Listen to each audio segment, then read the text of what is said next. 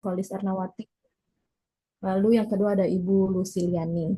Ya, jadi masing-masing presenter dikasih waktu 7 menit untuk presentasi maksimal.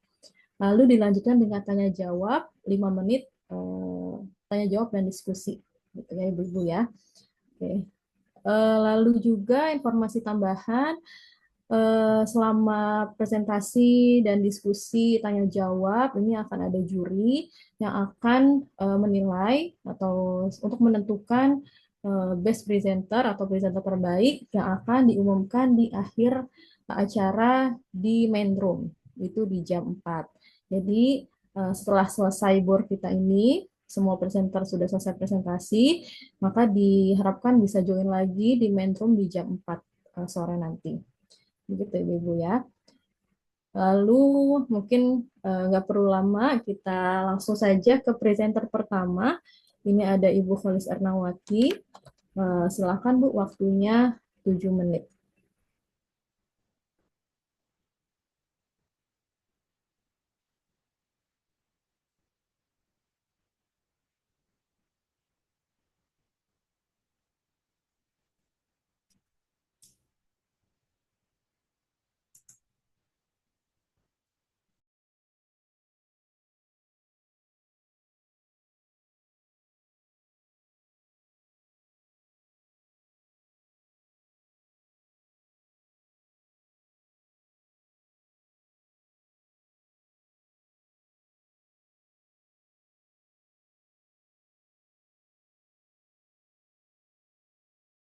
Izin Mas, saya share screen sendiri nih, judulnya ada yang salah ini, Mbak. Ah, ah. oh ya, baik. Ya, ini sepertinya ada yang salah ya. Oke, eh, dari sisi judul sama ini ada kesalahan, nanti saya perbaiki ya. Saya serahkan kembali. Bagian judul dan pendahuluan ada yang salah, saya share screen langsung ke artikelnya ya. Kebetulan artikelnya juga persiapan dan sudah ini. Baik, terima kasih. Saya mulai ya. Assalamualaikum warahmatullahi wabarakatuh.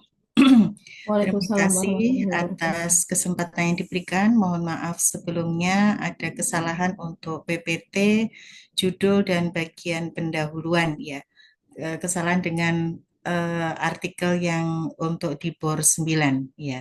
Jadi yang di BOR 12 ini adalah saya akan mempresentasikan hasil kegiatan kami yang berjudul efektivitas pelatihan kader Jumantik tentang pengendalian vektor demam berdarah denggi melalui budidaya tanaman anti nyamuk di Jakarta Pusat. Jadi sebagaimana kita ketahui, DBD ini masih menjadi tantangan masalah public health yang signifikan ya, terutama di daerah perkotaan dengan tingkat kepadatan penduduk yang tinggi.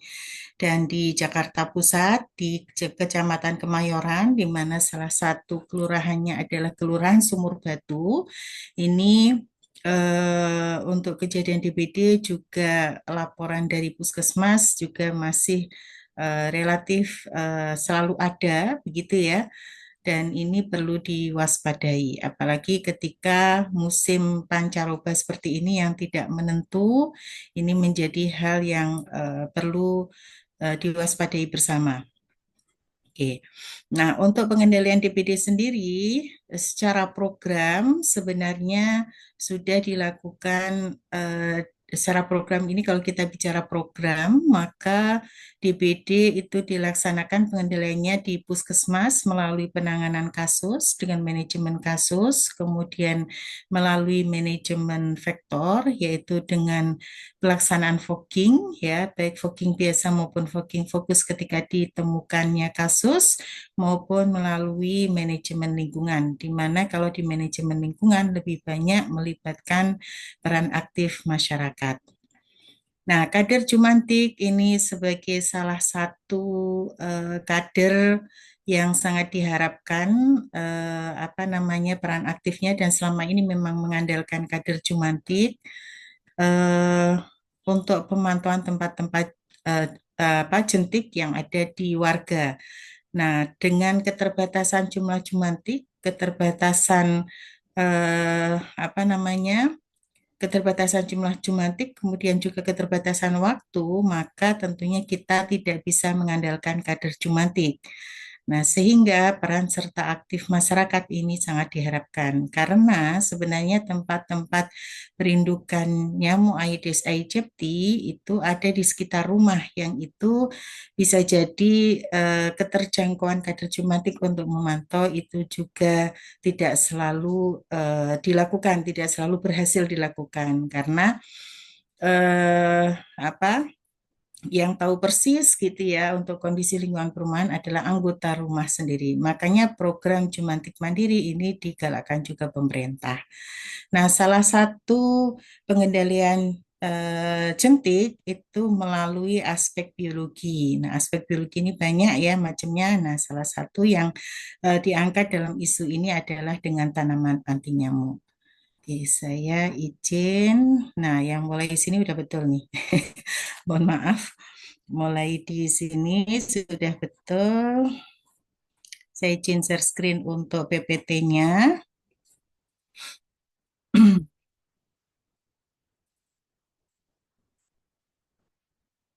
Kok ini lagi, sorry. PPT-nya karena sama, jadinya mirip-mirip. Apakah bisa dibantu share screen, Mbak? Yang PPT yang itu udah betul di metode kegiatan. Terus saya aja ya, sebentar. Oke, nah ini sudah saya saja. Oke, nah di kegiatan ini kita melatih 30 kader kesehatan.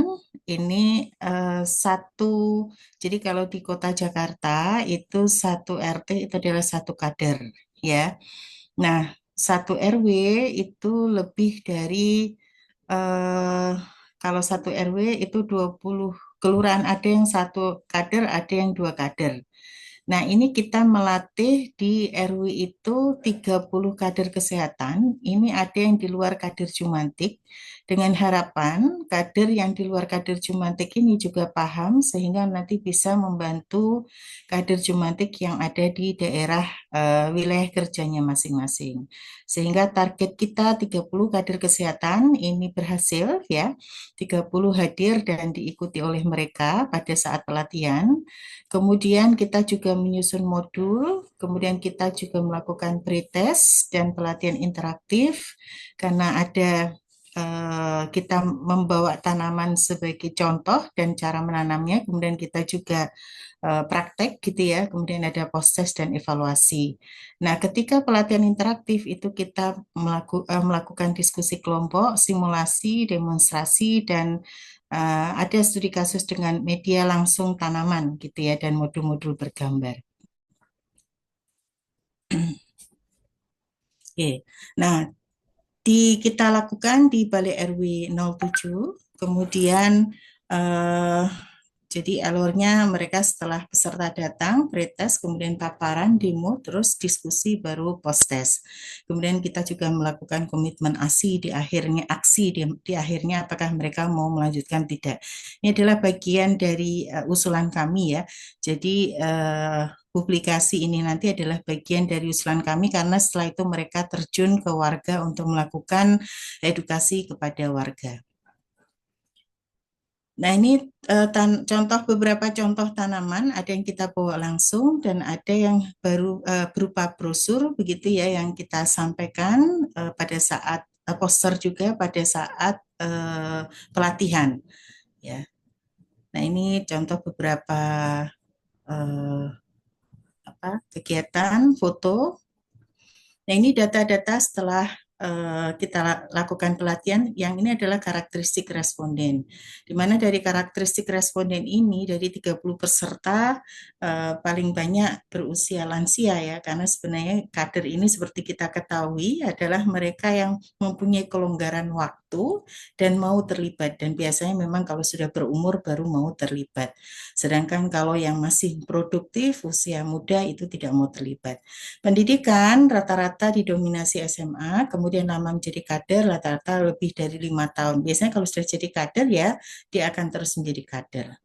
Kemudian perubahan tingkat pengetahuan kader sebelum dan sesudah pelatihan, Ini yang sebelum pelatihan itu bergeser dari kategori sedang, ini yang mayoritas 17, ini bergeser menjadi kategori baik 17. Sedangkan yang sangat baik itu atau benar semua atau nilai di atas 81 itu tidak ada.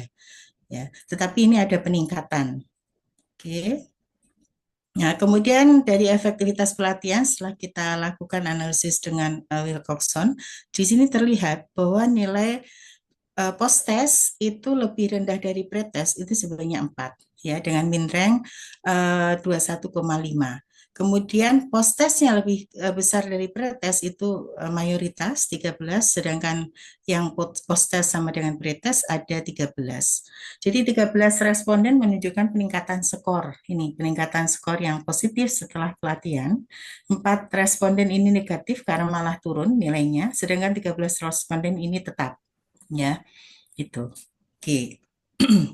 Jadi nilai min rank ini lebih tinggi dari kelompok yang positif ya, 22,15 dibandingkan yang kelompok negatif. Jadi sebenarnya bisa dikatakan arah perubahan lebih dominan ke peningkatan pengetahuan. Izin nih Bu, Waktunya habis ya. waktunya Oke, habis, bisa langsung ya, kesimpulan mungkin Bu. ya. Jadi ini tes statistiknya. Jadi temuannya rata-rata peningkatan item tertentu itu hanya ada di ventilasi, air bak mandi, dan kepadatan hunian. Sedangkan yang penurunan tadi itu ada di limbah, item yang limbah selokan, sampah tidak mempengaruhi kesehatan, dan saluran limbah aman. Ini penyebabnya. Jadi simpulannya intervensi bisa meningkatkan pengetahuan ini sangat minimal ya, tidak signifikan kalau dari hasil statistik, secara statistik, namun ada perbaikan pada beberapa aspek item pertanyaan. Jadi saran perbaikannya desain pelatihan bisa lebih interaktif lagi. Itu saja, terima kasih dan mohon maaf jika apa namanya tadi presentasinya ada kesalahan di sebagian PPT. Terima kasih, saya kembalikan kepada Mbak Nida. Assalamualaikum warahmatullahi wabarakatuh. Waalaikumsalam warahmatullahi wabarakatuh. Terima kasih Bu Kalis. Baik Bapak Ibu, silakan ada yang ingin bertanya atau memberikan tanggapan. Waktunya 5 menit. Kita punya waktu tanya jawab 5 menit. Ada yang mau bertanya, Bapak Ibu?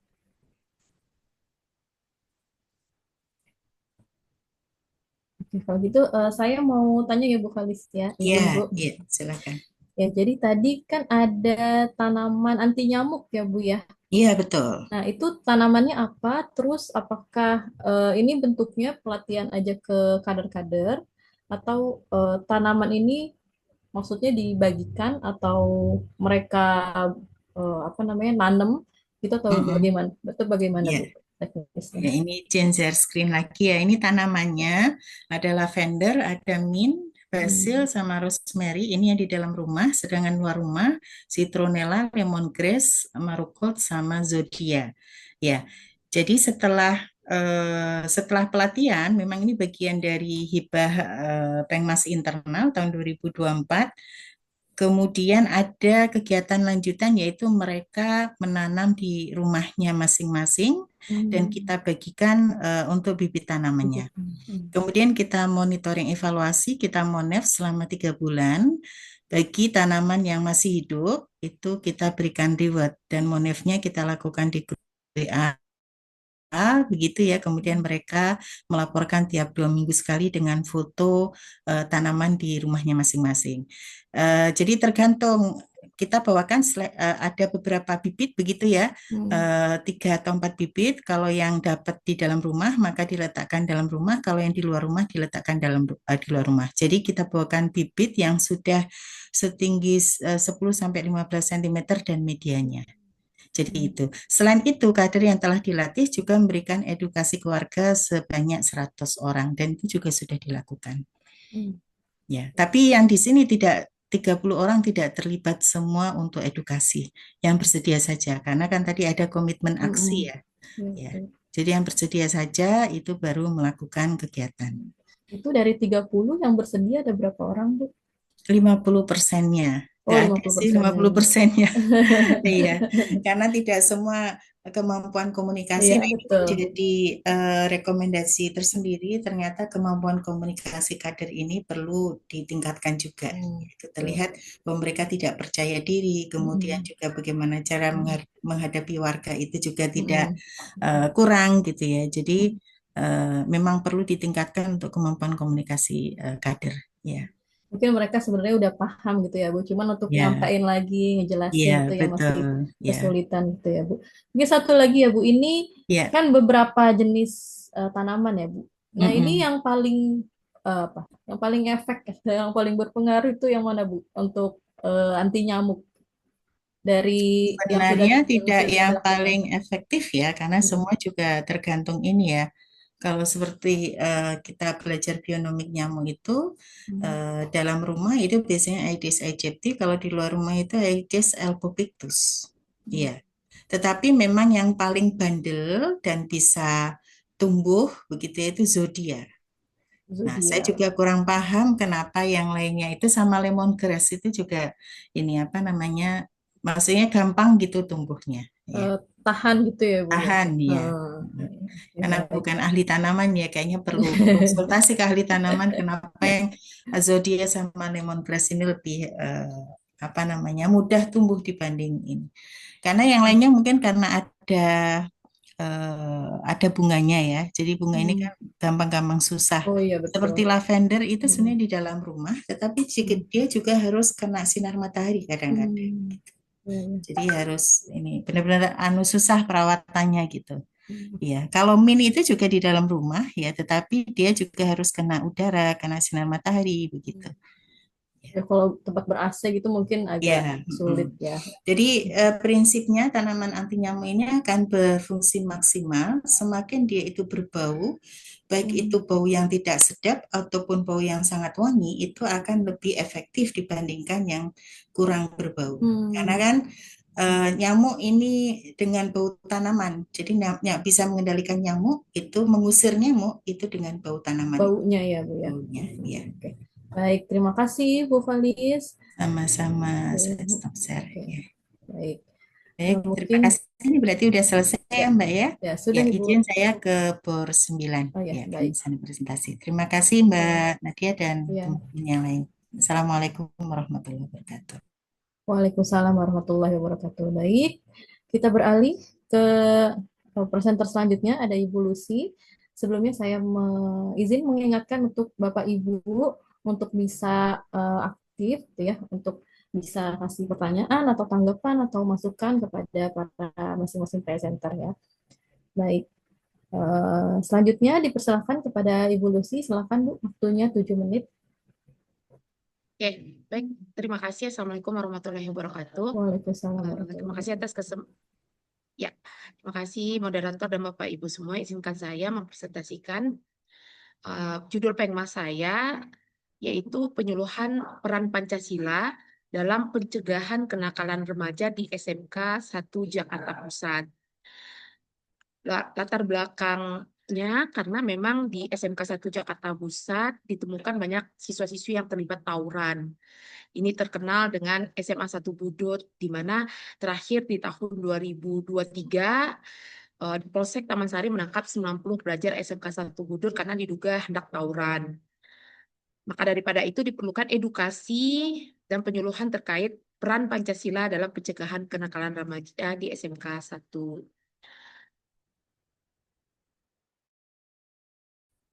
Pada kegiatan ini sudah berlangsung di tanggal 22 Mei 2025 yang dihadiri oleh 60 orang siswa-siswi dengan metode 50% diskusi pemberian materi dan 50% selanjutnya diskusi dan tanya jawab yang diawali oleh pretest, pembekalan materi, dan posttest. Berikut foto kegiatan. Untuk kegiatan yang pertama narasumber ketika memberikan materi, yang kedua sesi tanya jawab dengan peserta, yang ketiga foto bersama dengan mahasiswa, peserta, dan tim dosen. Dari hasil pretest dan posttest, di sini dari 50 siswa-siswi yang hadir, ada 8 pertanyaan di mana terjadi peningkatan pengetahuan antara sebelum dan sesudah. Rata-rata sebelum siswa-siswi menjawab paling banyak sekitar 60%. Di akhir minimal yang sudah benar di 86%. Jadi di sini terdapat peningkatan pengetahuan terkait dengan pemahaman nilai-nilai Pancasila itu sendiri. Untuk Pengmas saya kali ini, saya sudah menyediakan link Google Drive. Di sini berisi apa saja sih luaran Pengmas saya. Yang pertama adalah Pengmas kali ini sudah publish di jurnal Pengmas terakreditasi Sinta 5, yaitu yang berjudul Jurnal Inovasi Pengabdian dan Pemberdayaan Masyarakat, dan ini sudah publish di Juni 2025 kemarin. Yang kedua, Pengmas ini juga sudah dipublikasi di Hukum Online untuk publikasi media. Yang ketiga, Pengmas ini juga saya buatkan videonya yang sudah dipublish di YouTube saya yang berisi terkait dengan Tridharma Perguruan Tinggi. Dan untuk HKI sendiri, untuk video sudah saya daftarkan di HKI. Terus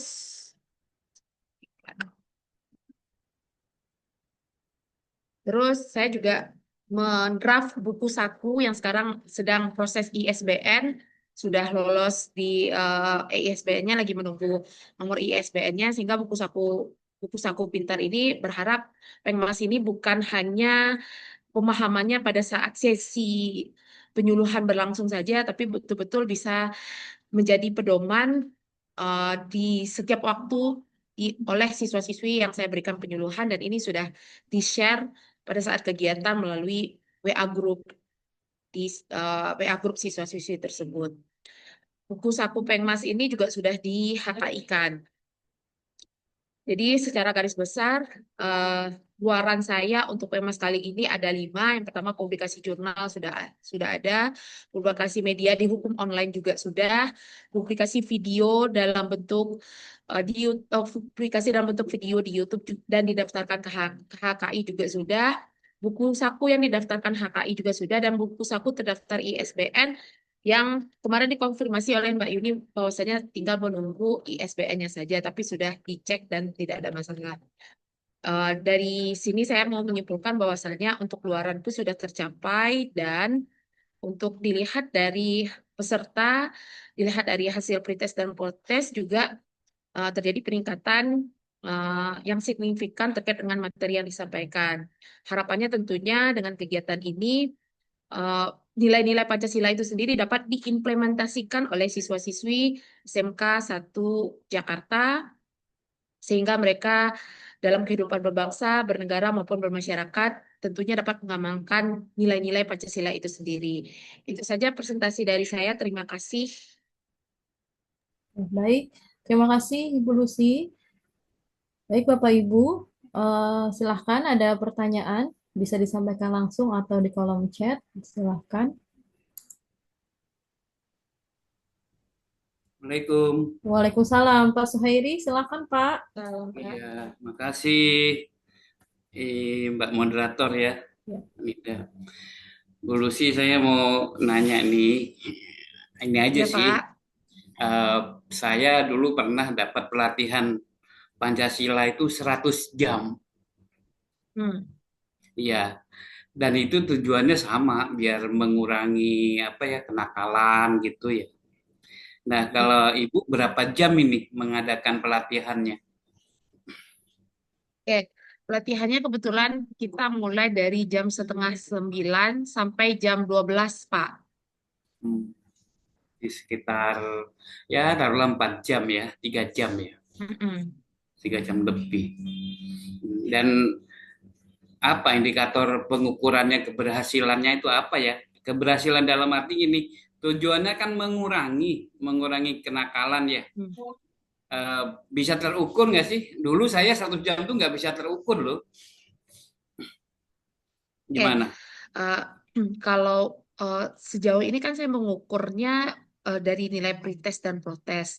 Tapi untuk bagaimana perubahan pola perilakunya, untuk itu kegiatan selanjutnya mungkin saya akan menghubungi pihak sekolah bagaimana apakah setelah pasca pasca penyuluhan ini apakah masih terdapat tawuran di SMK tersebut gitu Pak. Tapi rencananya memang penyuluhan ini tidak selesai sampai di sini, ada jilid 2-nya rencananya.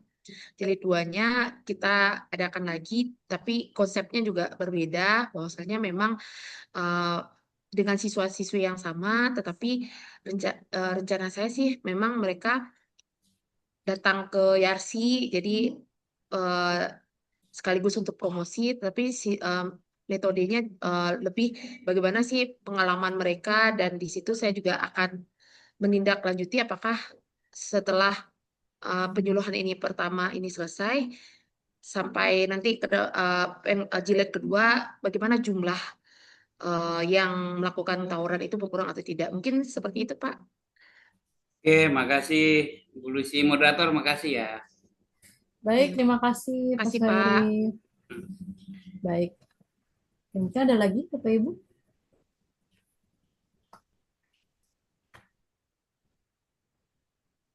Mungkin satu pertanyaan dari saya, Bu Lucy. Izin, Bu. Ya, ya Eh, Bu. dari pelaksanaan tadi, apa luarannya sudah ada gitu ya, Bu, udah banyak gitu ya. Kalau dari ini kan berarti di sekolah ya, satu sekolah yang tadi pesertanya 50 kalau nggak salah ya. Nah, itu masukan atau saran dari atau ini di apa namanya manfaat yang dirasakan dari sekolah gitu, atau mungkin juga mereka ngasih saran untuk pengabdian selanjutnya itu mungkin ada seperti apa Bu Lucy? Eh, yang pertama, pesan dari pihak sekolah sebenarnya sangat menyambut dengan positif ya, Bu ya. Karena memang sekolah pun merasa perlu adanya tema penyuluhan yang terkait dengan kenakalan remaja, tapi konsepnya Pancasila. Mungkin di sekolahan itu untuk membahas Pancasila secara detail itu mata pelajarannya kan tidak ada, yang adanya cuma kewarganegaraan gitu ya. Jadi untuk pemahaman nilai-nilai Pancasila sendiri memang dari pihak sekolah responnya memang perlu ada penyuluhan khusus gitu. Nah, berbeda dengan mata pelajaran kewarganegaraan gitu ya. Kalau di perkuliahan kan kita sekarang mata kuliah Pancasila sudah menjadi mata kuliah wajib Betul. di semua fakultas, tapi berbeda dengan anak SMA, di mereka cuma belajar kewarganegaraan. Satu itu, yang kedua, ke depannya sih mereka yang tadi saya katakan bahwasanya saya pengen ada jilid 2 gitu. Jadi ada keberlanjutan ini. Betul kata Pak Suheri tadi bahwasanya tidak cukup untuk menanamkan nilai-nilai ini cuma di 3 jam saja, terus harus continue dan berkelanjutan, dan sejauh ini pihak sekolah justru mendukung, mensupport untuk diadakan penyuluhannya itu jilid 2 gitu, Bu. Baik, baik, terima kasih banyak Bu Lucy atas presentasi dan jawabannya. Baik, mungkin kita bisa beralih ke presenter selanjutnya.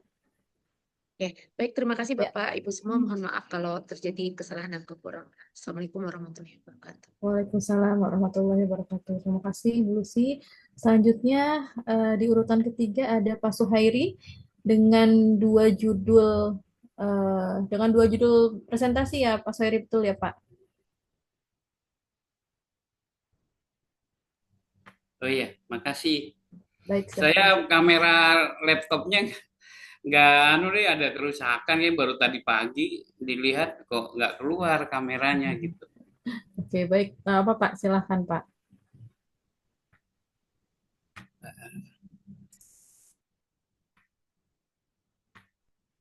Saya share screen ya.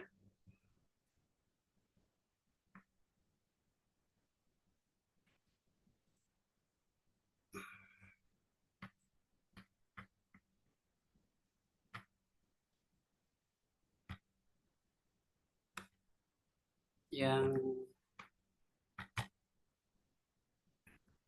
kelihatan ya share screen-nya. Ya, sudah terlihat Pak. Oke.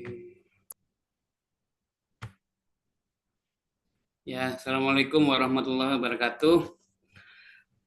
Waalaikumsalam warahmatullahi wabarakatuh. Alhamdulillah, saya mau presentasi tentang PKM nih, pengabdian kepada masyarakat di daerah Bandung, yaitu berjudul Digitalisasi Desa Mandala Mekar, Bandung berbasis web. Jadi arti judulnya ini selama ini kan masih eh, belum digital ya. Jadi pinginnya itu di digitalisasi itu maksudnya semua data-data itu sudah di-entry via handphone, HP ataupun laptop gitu ya. Nah, memang kita sudah analisis ke sana, banyak masih manual ya, semuanya hampir manual sih. Hanya beberapa desa yang sudah uh, digitalisasi. Warga yang akan mengajukan surat-surat yang dibutuhkan melalui pelayanan desa harus memerlukan waktunya untuk datang ke desa Mandala Mekar gitu. Dan banyak juga staf-staf di desa Mandala Mekar itu juga belum paham tentang apa sih digitalisasi itu gitu. Nah, tujuannya pemberian sarana dan prasarana pelayanan kantor desa Mandala Mekar berupa aplikasi. Jadi ada sistem layanan desa yang hanya berbasis web. Kita tidak agak berat kalau langsung kepada yang berbasis Android. Bedanya yang berbasis Android dengan web itu, kalau web agak berat memang, dan kalau ke Android lebih gampang ininya. Dari handphone lebih mudah, kalau ada web ke handphone lebih agak berat. Nah, itu memang perlu effort lagi supaya lebih bagus. Terus kita juga memberikan domain dan server ini kita harus nyewa ke keluar gitu, karena di desa itu nggak ada servernya. Domain wajib kita sewa setahun. Nah, kita hanya memberikan jangka setahun. Untuk sustainability-nya tahun berikutnya, kalau kita mengadakan perbaikan lagi dari sini, mungkin kita sewakan lagi tahun depan. Itu memberikan pelatihan penggunaan aplikasinya kepada pihak desa dan pelatihan manajemen administrasinya kepada staf-stafnya. Nah, manfaatnya dapat membantu desa menemukan untuk menuju desa digital. Terus berkurangnya kesenjangan kota dan pemukiman yang berkelanjutan. Ini ada poin di SDGs. Jadi masuk di SDGs ketiga. Ya. Halayak sasarannya kita baru kepada petugas di kantor desa aja, Desa Mandala Mekar. Ya. Ini metode pelaksanaannya, kita mulai dari pembentukan tim, persiapan, pengumpulan analisis kebutuhan, kemudian perancangan sistemnya, implementasinya, kemudian pelatihan aplikasi, kita ke Bandung, ke sana, kemudian review dan evaluasi. Kemudian ada pendampingan. Pendampingan ini tujuannya biar mereka benar-benar bisa menggunakan. Target capaiannya teknik tepat guna ini ya sesuai dengan SDGs, ini sudah oke. Nah, publikasinya ini masih belum, karena mungkin bulan depan bisa kita publikasikan. Haki teknik tepat guna sudah, videonya juga sudah jadi, ya. Dan ikut seminar ya, ini baru ikut seminar. Kontribusi mitranya menyediakan tempat untuk pelatihan, menyediakan peserta pelatihan. Nah, ini hasil layanannya ini. Kalau dibuka, diklik, dia bisa ke sana. Nah, ini yang Drive Google ini adalah videonya.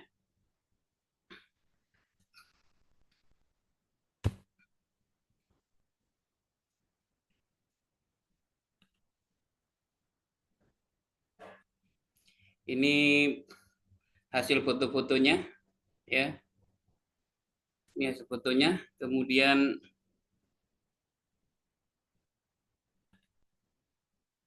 ini hasil kita ada menguji seberapa jauh sih kita ngasih pelatihan kepada mereka.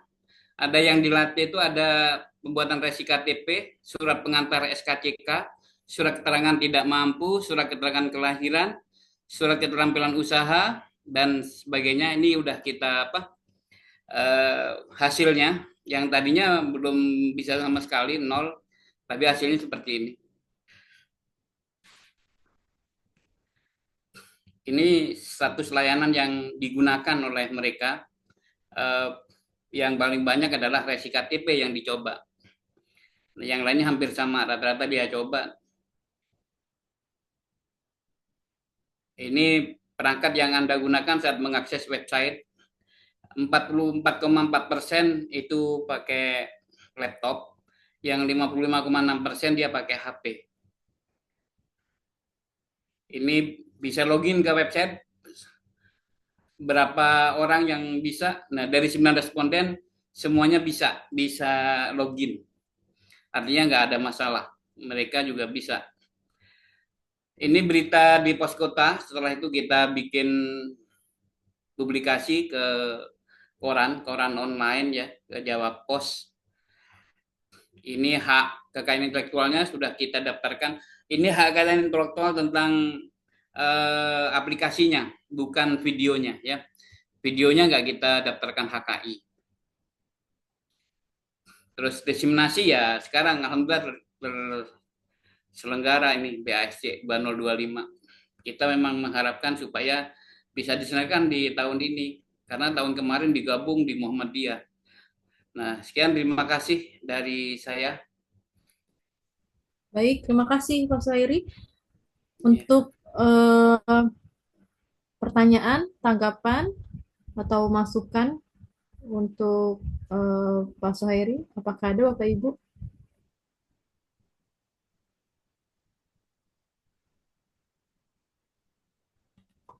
Oke, mungkin saya tanya ya Pak Suhairi ya.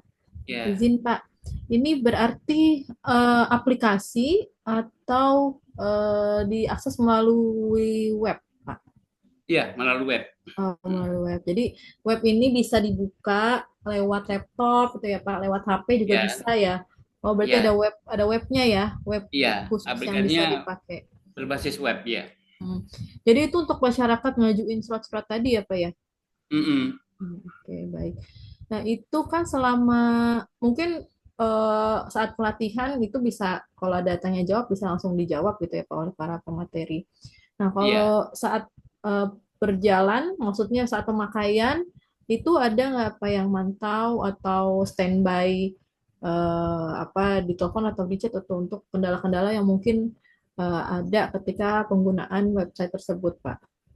ya, bagus sekali. Makanya waktu ke sana, waktu pelatihan saya ke Bandung, saya memilih admin ada 2 orang yang jadi admin. Mhm. Ternyata 2 orang itu satu koordinatornya, yang kedua teknisinya. Nah, teknisi itu yang sibuk untuk apa ya? Kalau ada trouble-trouble dia ke kontak saya gitu. Hmm. Nah, tapi ada juga pas dicoba-coba salah satunya yang harus diperbaiki print. Waktu ngeprint permohonan itu saya waktu itu mendesain ke A4 kertasnya. Ternyata mereka minta bisa nggak Pak dirubah ke A5 biar lebih irit kertas Oh gitu. ya. Iya, nah sampai sekarang belum selesai, belum di itu belum kita perbaiki. Oh, settingannya ya Pak ya. Iya, harus kita desain lagi di apa waktu ngeprint itu programnya Baik. harus kita. Nah, kita masih sibuk untuk seminar ini kemarin karena baru minggu-minggu yang lalu. Terus kita sibuk urusan akreditasi, belum sempat kesentuh itu perbaikan aplikasi itu. Nah, Ya baik Pak. sekian. Berarti teknik isinya emang udah dari orang sana ya Pak ya yang dilatih itu ya. Ya, ya, kita Hmm. harap begitu. Nah, Oke, baik. Terima kasih Pak Soeri atas jawabannya. Mungkin beralih ke judul selanjutnya ya Pak Soeri ya. ke yang berikutnya ya.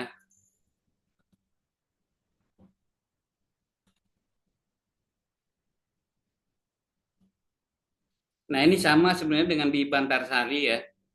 Karena kita ada 2 aplikasi, yang satu dipakai di Bantarsari, yang satu dipakai di Mandala Mekar. Cuman bedanya ada requirement yang agak beda dikit. Kelihatan ya? Ya, kelihatan Pak. Halo ya. Sama nih, saya mau cepet aja di sini karena hampir sama. Cuman bedanya kalau di sini eh, yang dilatih itu hanya adminnya saja 2 orang. Nanti kalau sudah mereka udah jalan, dia yang akan melatih masyarakat. Karena kalau ke masyarakat kita, saya terus terang nggak ini. Tapi nanti kalau dipanggil untuk bantu menjelaskan ke masyarakat, kita udah siap. Namanya pendampingan ya, pendampingan di Bantarsari. Bantarsari ini Kabupaten Bogor yang ini. Ini judul aplikasi apa? Aplikasinya yang udah ada di Bantarsari.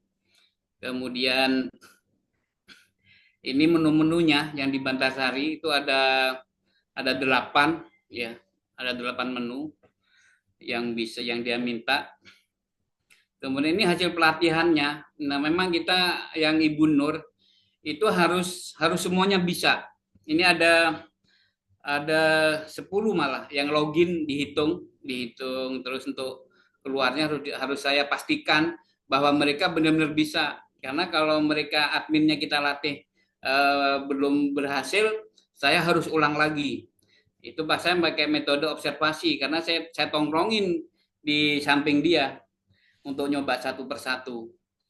Nah, satu lagi yang Bapak Muhammad Aziz, sama juga Muhammad Aziz ini koordinatornya, yang entry data-data itu Ibu Nur tadi. Nah, ini juga saya pastikan mereka harus bisa gitu. Dan capaiannya ini sudah, ya kan? Aplikasi sudah. Nah, seminarnya baru sekarang ini seminarnya ya. Ini HKI-nya, ini bukti-bukti publikasi di media online ya, apa koran online. Ini di Bogor. Nah, ini aja yang karena hampir sama isinya, Mbak Moderator. Ya, baik. Ya, Baik. sekian aja. Terima kasih. Baik, terima kasih Pak Suhairi. Iya. Bapak Ibu, ada yang ingin memberikan pertanyaan mungkin atau tanggapan atas presentasi Pak Suhairi? Oke, mungkin saya sedikit menanggapi ya Pak Suhairi ya. Iya, iya. Tadi kan hampir sama ya Pak antara Iya. yang di Bandung dan di Bantarsari tadi, Bogor ya. Iya. Nah, itu hanya yang membedakan adalah pesertanya lebih sedikit yang di Bogor ya Pak, 2 orang ya Pak ya. Itu nggak sayang Pak, cuman berdua doang ini pesertanya Pak.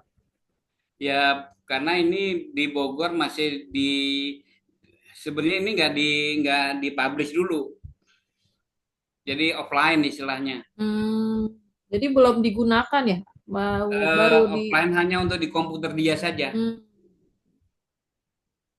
Baru tahap apa ya kata dia. Ini belum dipublish dulu Pak. Ngeri. Soalnya saya juga belum bisa menjamin keamanan dari Ya aplikasi betul. ini gitu loh. Nah, makanya dia agak takut. Itu ya memang harus ada uji coba dulu berapa lama gitu ya. Takutnya ada hacker-hacker masuk ke dalam. Nah, itu yang dia takutin. Ya betul. Kalau malah makin repot ya Pak ya. Iya. Oke. Baik. Berarti Ya rencana perjanjian selanjutnya, dari mereka sih. mungkin Pak yang di Bogor kan artinya belum belum maksimal gitu ya. Maksudnya karena baru 2 orang dan belum betul digunakan gitu. Mungkin rencana Pak Soire mungkin ada untuk kedepannya yang di Bogor Pak. Ya kalau di Bogor uji coba apa sendiri mereka. Tapi kalau dia mau dirubah ke web ya tinggal karena udah sistemnya udah berbasis web itu. Tinggal sewain domain sama server. Dan dia udah punya servernya kalau dari Bogor. Tinggal domainnya yang belum kita hanya sewain domain aja. Baik. Baik, terima kasih Pak Soiri atas jawaban dan tanggapannya. Mungkin sudah selesai sesi Pak Soiri. Terima kasih. Terima kasih Mbak ya. Mbak Nida ya. Ya, baik, terima kasih Pak. Selanjutnya, presentasi selanjutnya, silahkan Pak Johan Satria. Ya. Silahkan Pak. Ya, baik, terima kasih. Nida, saya coba share screen dulu.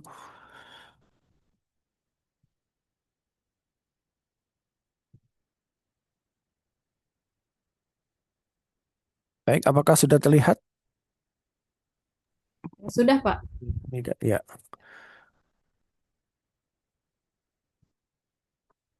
Baik, Assalamualaikum warahmatullahi wabarakatuh. Maaf, sebentar, sebentar. Ya, jadi di sini saya akan mempresentasikan in- hasil pengabdian kepada masyarakat saya, yaitu intervensi kebersyukuran berbasis digital pada anak panti asuhan di rumah Yayasan Yayasan Rumah Piatu Muslimin yang ada di Senen, ya di daerah Senen Jakarta. Eh Kemudian di timnya di sini ada saya, Satya Putra, kemudian ada Ibu Arum dan Ibu Chandra. Baik, permasalahannya adalah jadi si panti asuhan YRPM ini itu sebelumnya telah bekerja sama dengan Fakultas Psikologi Yaksi, yaitu di mana kami menempatkan mahasiswa magang di situ sudah maaf 3 semester, ya, dan salah satu temuannya itu yang utama adalah bahwa ada terdapat permasalahan di dalam regulasi emosi mereka, anak-anak panti ini ya, para santri gitu menyebutnya kami, kemudian juga kemandiriannya dan sebagainya, yang itu berdampak pada physical well-being mereka. Nah, kemudian solusinya di sini yang ditawarkan oleh tim kami adalah melalui pelatihan kebersyukuran, karena berdasarkan sejumlah temuan penelitian terdahulu, pelatihan kebersyukuran ini ditemukan mampu eh, meningkatkan regulasi emosi dan well-being pada remaja. Maksudnya emosi positif, maaf. Kemudian intervensi berbasis digital ini di luar negeri sendiri sudah banyak dilakukan dan menunjukkan tren dan hasil yang positif. Namun di Indonesia sendiri masih belum banyak diterapkan. Maka dari itu kami mencoba melakukannya di sini. Nah, ya, kebetulan ini adalah sama seperti Pak Sueri dan Bu Holis tadi, jadi juga dari hibah internal Yaksi. Metodenya adalah action research, jadi kita konsepnya adalah dari teorinya adalah dari gratitude list, kemudian gratitude contemplation, dan diwujudkan dalam bentuk behavior expression of gratitude. Yang di sini kita combine dengan teori three good things, ya, dan digital based intervention. Itu seperti apa pelaksanaannya nanti akan saya jelaskan wujudnya. Menevaluasinya dengan pretest dan 2 kali post-test. Kemudian yang dilakukan untuk mengukur perubahan kebersyukuran, emosi positif negatifnya, dan kepuasan hidup para peserta, para santri. Baik, jadi pelaksanaan kegiatannya kita ada 2 hari. Untuk di hari yang pertama itu tadi adalah gratitude listnya, dan yaitu pemberian materi tentang kebersyukuran dari Ibu Arum, dan Ibu Arum sendiri sudah banyak meneliti tentang kebersyukuran ini. Kemudian dilakukan juga ice breaking, dan kemudian juga ada perenungan. Jadi mereka, para peserta santri ini diajak untuk merenungi hal apa saja yang patut mereka, yang selama ini mereka syukuri, ya, dari santri book, dari panti asuhan itu gitu. Jadi bukan apa yang seharusnya mereka syukuri, bukan, tapi apa yang memang mereka syukuri. Jadi seperti apa, kemudian ini mereka kemudian merenung. Setelah itu mereka bangun, terus itu mereka menuliskan apa aja yang mereka syukuri di dalam kertas gitu. Jadi ini masih metode konvensionalnya gitu. Jadi sebagai gratitude apa tadi, list dan contemplation. Nah, kemudian gratitude ekspresinya adalah di hari yang kedua. Di sini versi digitalnya, ya, jadi ini 2 minggu, ya, 2 minggu setelah yang pertama tadi, hari pertama. Dengan pesannya, kalau tadi hari pertama tadi 15 orang, ini 10 orang, tapi 10 orang ini ikut di hari yang pertama juga gitu. Jadi seperti itu. Nah, memang jumlah santri memang segitu-segitu aja, jadi memang begitulah. Kemudian intervensinya adalah mengambil foto. Jadi kami mengarahkan pesan untuk mengambil foto.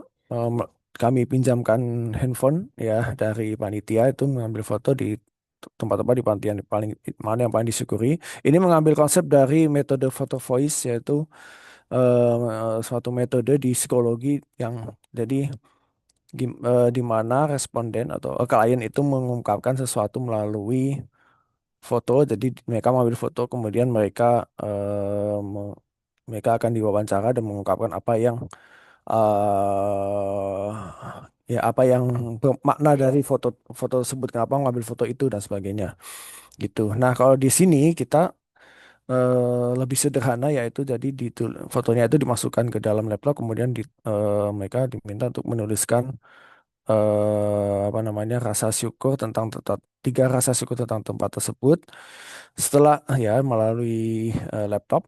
Kemudian setelah itu mereka diajak keluar lagi itu untuk mengucapkan rasa syukur melalui video. Jadi mereka mengucapkan secara lisan apa aja rasa syukur yang dirasakan dari panti itu gitu melalui video. Nah, ya, sebentar. Ya, ini contohnya seperti ini. Jadi dengan tiga hal yang aku syukuri di tempat ini apa?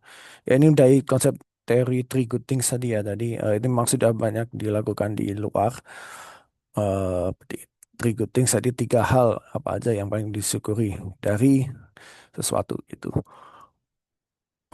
Oke, seperti itu. Nah, kemudian untuk hasil pre dan post testnya tadi tadi kan tadi pretestnya sekali, kemudian post test sekali, yaitu pada hari pertama.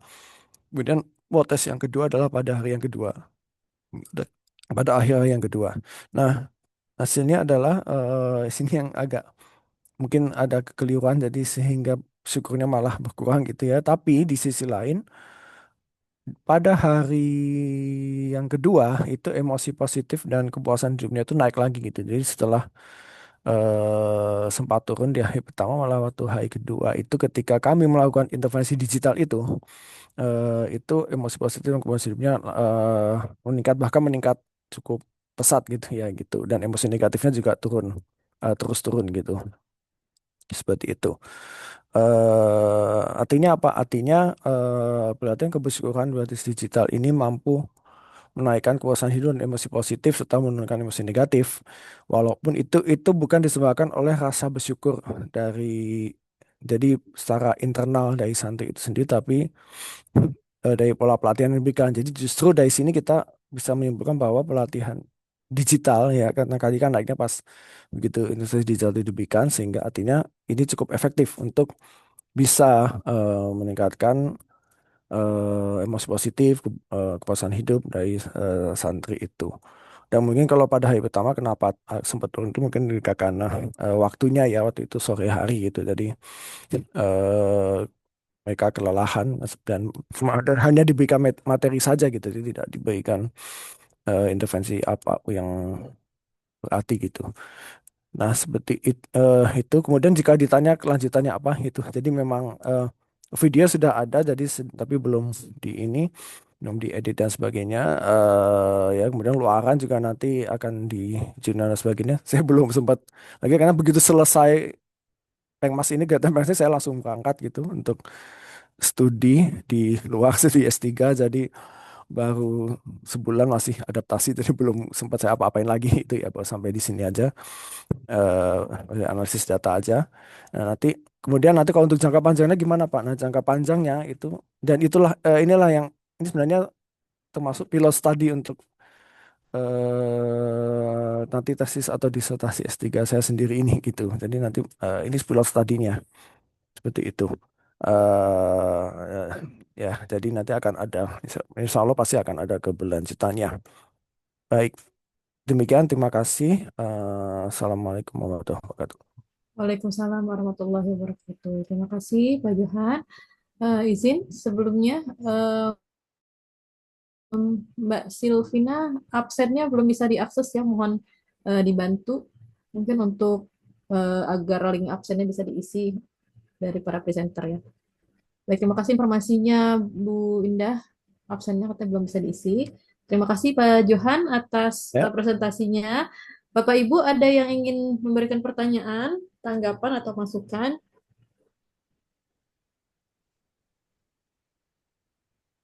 Sebelum kita lanjut.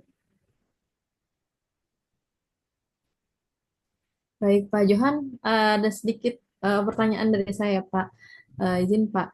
Jadi tadi ada pretest dan post-test ya, Pak, yang Ya.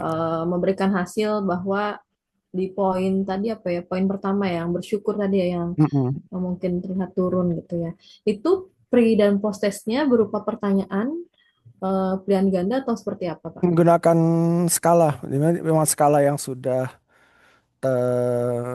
validasi gitu di psikologi gitu. Ada skala kebersyukuran, kemudian ada positif and effective negatif, sorry, positif and positive affection sama negative affection scale ya. Kemudian ada life satisfaction scale. Jadi semuanya memang itu dari sudah ada alat ukurnya gitu di psikologi, di penelitian psikologi gitu. Berarti mereka itu Hmm. menjawab pertanyaan gitu ya, Pak? Dalam bentuk ya, bentuknya skala Likert yang 1 sampai 5 Oh, ya. oh ya ya. Hmm. Pilihan gitu ya, Iya. pilihan ganda gitu ya. Oke, baik. Eh, oke, apakah ada saran atau tanggapan dari pihak sekolah ataupun peserta atas pelaksanaan pengabdian yang sudah Bapak lakukan? Ya itu jadi faktor kelelahan ini memang evaluasi dari mereka gitu. Jadi dari form evaluasi yang kami bagikan, mereka mengusulkan agar lain kali waktunya jangan di karena memang mereka mereka kan bawa pulang sekolah Hmm, siang atau sore gitu ya. Jadi hmm. sehingga kami bisa habis pada asar gitu, dan itu bagi Udah mereka capek cukup ya, Pak ya? melelahkan gitu. Ya, Udah pada itu capek ya. masukannya seperti itu sih dari Hmm, mereka gitu. baik, Hmm, baik. hmm. Baik, terima kasih banyak Pak Johan atas Ya, presentasi dan jawabannya. ya, terima kasih sama-sama. Terima kasih Pak. Selanjutnya, eh, kalau sesuai urutan, ada di Bu Sri Puji Utami, ada?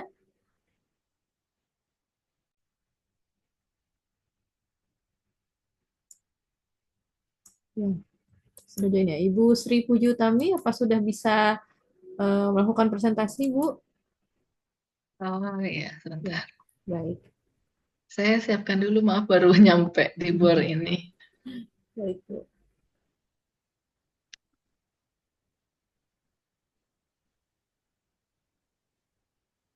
Apakah sudah terlihat? Ya, sudah, Bu. Bentar.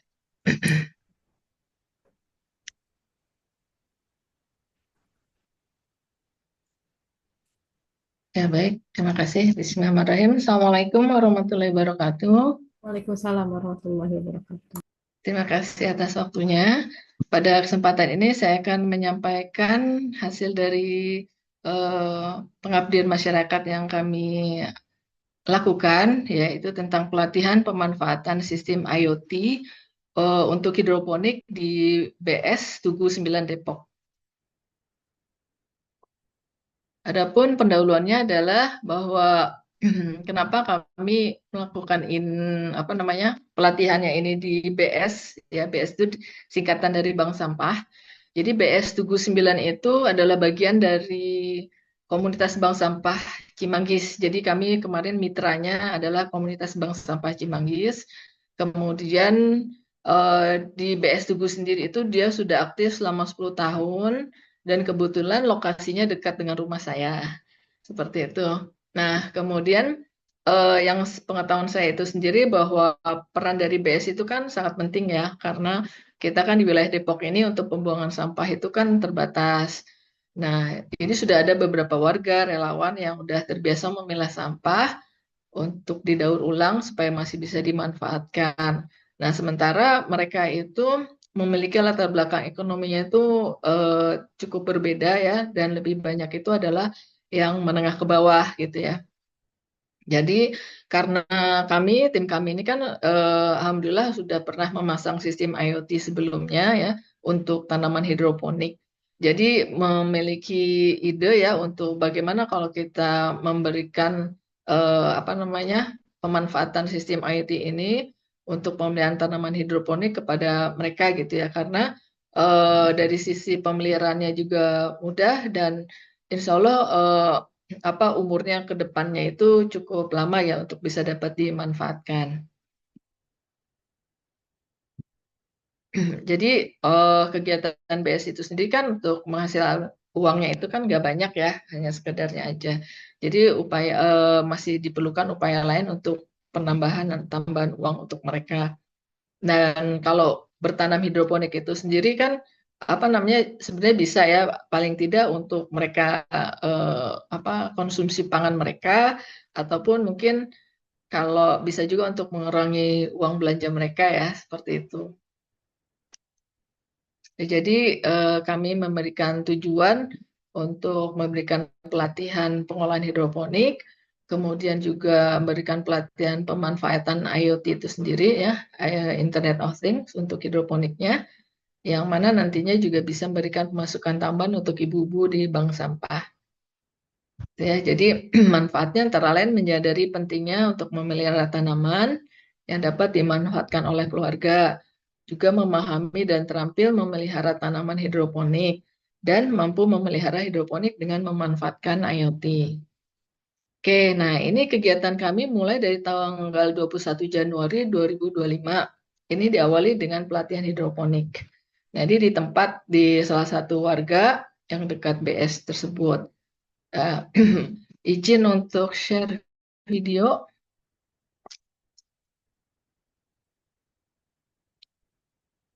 Nah, ini proses pelatihannya dan sudah diringkas menjadi video sekalian untuk panduan mereka nanti ke depannya.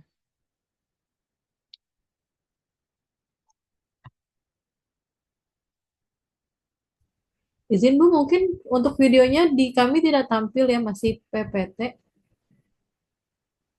Oh ya, maaf. Nah, apa bisa dilanjutkan PowerPoint-nya, Bu? Baik, terima kasih. Ya, jadi kemudian pada tanggal 18 Februari itu kami udah panen pertama ya, kangkung. Jadi kalau kangkung itu yang paling mudah ya. Nah, selanjutnya pada tanggal 28 Februari kita panen pokcai. Sayangnya videonya nggak bisa ya. Maaf ya.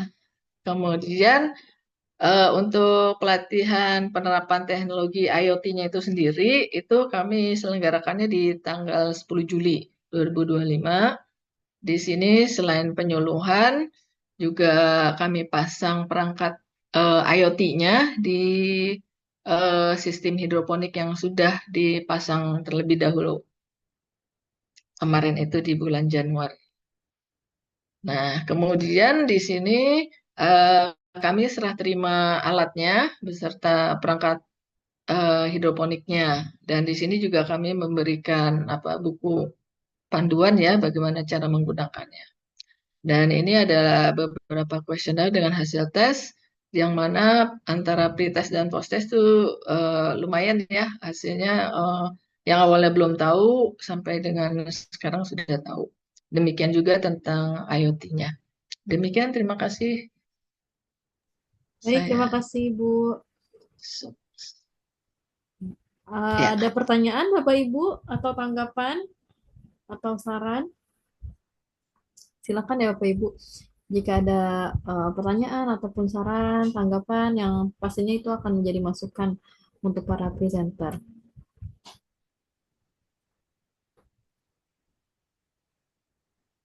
Oke, baik Bu Sri, boleh saya konfirmasi ya Bu. Ini acara kegiatannya 2 hari ya Bu ya? Acaranya berhari-hari. Oh, berhari-hari. Ya, jadi dari bulan Januari itu ya, mulai dari kita instalasi ya, perangkat hidroponiknya, kemudian pelatihan menggunakan hidroponiknya, itu sampai dengan membuat bibit ya, menaruh ke rak-rak hidroponik sampai panen, terus kan bikin bibit lagi, panen beberapa kali gitu ya. Nah, terus baru pas di bulan Juli itu yang kita pasang alat hidroponik, alat IoT-nya, Internet of Things-nya, yang bisa kita nanti memantau ketinggian air, vitamin daripada perangkat hidroponik itu kan dia memerlukan air, jangan sampai airnya habis gitu kan, jangan sampai vitaminnya kurang ya. Jadi nggak harus selalu ditungguin gitu. Kita cukup kasih tanda aja nih panen tanggal sekian gitu. Karena kan panennya juga beda-beda. Panen kangkung, panen bayam, panen pokcai itu beda-beda masa panennya, jumlah harinya gitu. Jadi kalau kita udah taruh di rak hidroponik, misalkan kangkung nih taruh di rak hidroponik hari ini, berarti nanti 3 minggu lagi insya Allah udah bisa panen seperti itu. Jadi kita tandain masa panennya aja. Sementara air dan sebagainya itu udah diatur otomatis menggunakan IoT, IoT sistem IoT tadi tadi. ya. Oh, oke. Oke, baik. Jadi kalau apa dilihat dari jumlah harinya itu berarti Ibu mulai dari bibit ya, belum apa dari bibitnya sampai panen ya, Bu ya. Iya, kita udah panen berkali-kali. Saya masih ada waktu nggak ya? Habis. Untuk diskusi masih ada sih, Bu. Oh iya. Ya Sedikit lagi kalau mau mungkin. mau saya kasih lihat videonya sebenarnya kalau tapi kayaknya udah susah ya. Iya. Oke, baik Iya, mungkin heeh. berarti ini ya apa dari yang nggak ada jadi ada gitu ya, Bu. Apa tanamannya itu memang dari nol banget, mereka belum pernah nanam ya, Bu Belum. ya. Oke, Mereka mungkin tanam tapi pakai yang biasa ya, biasa yang ya. tanah gitu ya. Ya. Kalau hidroponik mereka belum belum pernah sama sekali Oke, gitu. jadi Iya. mereka para peserta dapat tahu langsung mengaplikasikan gitu ya, nanam pakai apa hidroponik dan juga penggunaan bantuan IoT tadi ya, Bu ya. Iya, jadi bantuannya juga termasuk perangkat hidroponiknya. Hmm. Perangkat hidroponik. Jadi kami memanfaatkan full biaya hibah dari Universitas CRC untuk pembelian perangkat hidroponik Tempatnya ya. dan pembelian alat IoT-nya. Oke, baik, Bu. Itu pesertanya berapa orang, Bu? Sekitar 25 sih. Oh, 25 banyak juga ya. Uh, Iya, itu selain relawan di BS Tugu 9 ada dari relawan BS yang lain diundang dari RT lain, ya, beda RT. Udah gitu panen ya. Iya, Bisa langsung dimasak sama ibu-ibu. iya ada di videonya seru itu. Baik. Iya, Baik, terima kasih banyak Bu Sri Puji.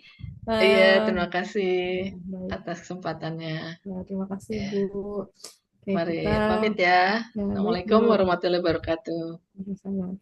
Baik, mungkin diingatkan sekali lagi para Bapak Ibu peserta yang sudah presentasi maupun yang belum, nanti di jam 4 silakan join lagi di main room karena akan ada pengumuman terkait best presenter.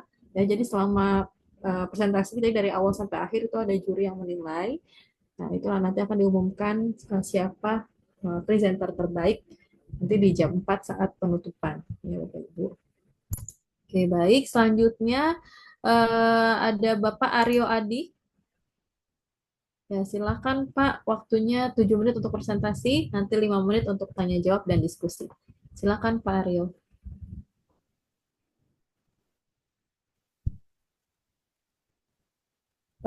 Izin Pak, di saya suaranya belum terdengar.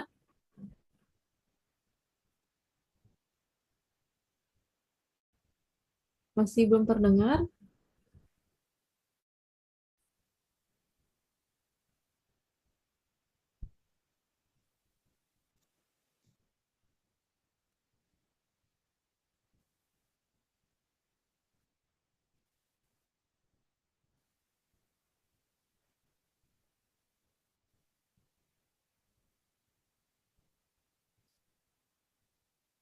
Masih belum terdengar ya Bapak Ibu ya?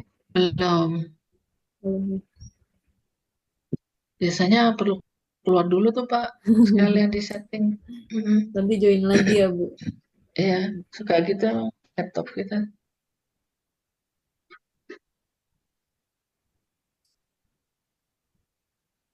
Oke, HP boleh silakan. Share screen-nya butuh dibantu Pak Aryo? Atau bisa lewat HP? Silakan bisa dicoba Pak.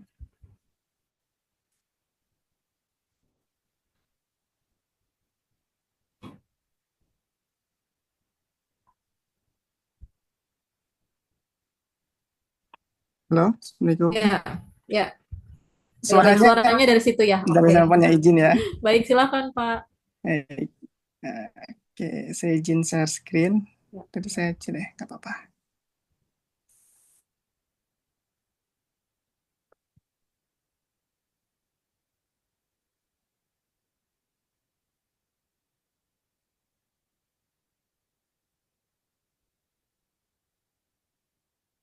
Ya. Oke, mohon izin sudah terlihat ya. Ya, sudah Pak. Baik, Silakan oke. Pak. Ya, bismillahirrahmanirrahim. Assalamualaikum warahmatullahi wabarakatuh. Waalaikumsalam warahmatullahi Ya, wabarakatuh. sebelumnya mohon izin Ibu Moderator dan Bapak Ibu semuanya. Pada kesempatan kali ini saya akan mempresentasikan tentang pengabdian masyarakat yang sudah kami laksanakan, di mana anggotanya terdiri dari saya sendiri, Aryo Adi Prakoso, kemudian Muhammad Fatur Rahman, dan Elan Suherlan. Pada pengabdian kali ini kami mengambil judul pemanfaatan teknologi AI untuk meningkatkan pembelajaran di SMK Negeri 49 Jakarta. Baik, adapun pokok bahasan yang akan saya jelaskan. Yang pertama yaitu tentang latar belakang, yang kedua tujuan, yang ketiga metode pelaksanaan, yang keempat mitra, yang kelima pelaksanaan kegiatan, yang keenam hasil, dan yang tujuh luaran. Baik, untuk yang pertama yaitu latar belakang. Yang melatar belakangi kami untuk melakukan pengabdian masyarakat di SMK 49 Jakarta, yaitu di mana kami melihat bahwa di SMK 49 Jakarta terdapat fasilitas yang memadai, seperti laboratorium komputer, perpustakaan digital, dan multimedia. Di SMK 49 Jakarta itu bisa dikatakan sudah bagus. Nah, oleh karena itu, maka secara tidak langsung siswanya seharusnya mampu bisa menggunakan AI dengan bijak dan dengan benar. Nah, namun setelah kami melakukan wawancara, observasi di SMK 49 Jakarta, kami menemukan bahwa beberapa siswa ternyata mereka hanya bisa menggunakan AI tingkat dasar saja. Artinya adalah bahwa mereka tidak bisa menguasai AI secara detail, secara menyeluruh. Artinya mereka hanya menggunakan tools AI sebisa mereka saja, tanpa memikirkan dampak dari mereka yang akan mereka lakukan ketika mereka menggunakan tools AI tidak secara bijak. Ya. Karena tentunya ketika menggunakan tools AI yang asal-asalan, maka tentunya bisa berdampak negatif. Nah, oleh karena itu, dengan adanya masalah tersebut, maka kami memberikan sebuah solusi, yaitu pendampingan yang menitikberatkan kepada literasi digital dan keterampilan prompt pada siswa SMK 49 Jakarta untuk menggunakan tools AI yang bijak. Nah, adapun tujuan dari pengabdian ini yaitu tujuan kegiatan ini membekali siswa dengan pemahaman, keterampilan, dan akses dalam memanfaatkan AI untuk menciptakan konten pembelajaran yang kreatif, meningkatkan akses terhadap informasi yang akurat dan tepat. Sedangkan untuk pengabdian ini juga memiliki keterkaitan dengan SDG. SDG tersebut diantaranya ada SDG 4, yaitu tentang pendidikan berkualitas, dan ada SDG 9, tentang industri, inovasi, dan infrastruktur. Berikutnya yaitu tentang metode pelaksanaan. Metode pelaksanaan yang kami lakukan yaitu menggunakan 4. Yang pertama yaitu tahap persiapan, di mana diawali kita melakukan koordinasi dengan mitra, di mana mitranya adalah SMK Negeri 49 Jakarta. Setelah kami sudah berkoordinasi, maka kami melakukan pendataan peserta untuk menentukan berapa peserta yang akan mengikuti pelatihan tersebut. Kemudian kami menyiapkan modul dan pembuatan video tutorial yang nanti akan diberikan kepada peserta. Setelah itu menyiapkan pretest dan post-test yang akan diberikan kepada para peserta. Kedua, tahap pelaksanaan, yaitu kegiatan dilaksanakan secara tatap muka. Berarti kita datang langsung di SMK 49 dengan bersama dengan teman-teman dosen dan para mahasiswa, sekaligus supaya siswa tetap berada di sekolah saja, dan kita juga bisa menggunakan fasilitas yang ada di sekolah. Kemudian yang ketiga yaitu tahap pendampingan. Nah, pada saat pemberian materi oleh narasumber, maka perlu adanya pendampingan. Pendampingan tersebut dilaksanakan oleh dosen dan para mahasiswa, di mana tugasnya itu untuk membantu siswa yang masih bingung. Ya. Kemudian yang keempat yaitu evaluasi. Evaluasi yang kita lakukan, kami menggunakan pretest dan posttest. Tujuannya adalah untuk melihat ada atau tidaknya peningkatan yang didapatkan oleh para peserta. Nah, kemudian mitra. Untuk mitra kami adalah SMK Negeri 49 Jakarta, ya, dan di sebelah ada bukti surat pernyataan ketersediaan kerjasama untuk terlaksananya pengabdian ini. Berikutnya adalah pelaksanaan. Pelaksanaan dilaksanakan pada tanggal 24 Juni 2025 untuk waktunya jam 10 sampai jam setengah 1 siang dan tempatnya dilaksanakan di Lab Komputer SMK Negeri 49 Jakarta. Berikut dokumentasi peserta dari SMK 49 Jakarta. Dan untuk hasilnya bisa dilihat dari tabel yang saya tampilkan. Di sini kami memberikan 12 pernyataan dan dari hasil pretest dan posttest menunjukkan bahwa terjadi kenaikan pemahaman para peserta. Ya. Dari tabel bisa dilihat bahwa nilai skor posttest lebih banyak dibandingkan dengan nilai skor pretest. Artinya bahwa treatment atau perilaku yang diberikan atau disampaikan oleh narasumber itu bermanfaat bagi peserta. Kemudian untuk yang ini saya tampilkan grafis di mana adanya perbandingan pretest dan posttest. Jadi terlihat jelas bahwa yang berwarna biru itu merupakan skor posttest dan yang merah adalah skor pretest. Untuk yang posttest berada di atas semua untuk pretest. Dan ini hasil dari perhitungan menggunakan uji N-Gain score. Di sini terdapat hasil 0,79 sekian, artinya masuk ke dalam kategori tinggi. Ya. Jadi perhitungan ini untuk menghitung efektivitas. Artinya bahwa adanya pemberian treatment itu menyatakan pelatihan yang dilakukan sangat efektif dalam meningkatkan kemampuan pemanfaatan teknologi AI bagi peserta. Nah, ini adalah luarannya. Ya, kami memberikan sebuah modul dan video tutorial kepada para peserta. Tujuannya supaya mereka bisa belajar lagi di lain waktu. Dan ini untuk luaran tambahannya ada flyer dan banner. Dan sebenarnya juga kemarin baru terbit di media massa di Liputan 6 untuk kegiatan pengabdian ini. Mungkin itu penjelasan dari saya. Terima kasih. Saya kembalikan lagi ke moderator. Baik, terima kasih Pak Aryo. Ya. Baik Bapak Ibu, ada yang ingin bertanya atau memberikan tanggapan atau masukan?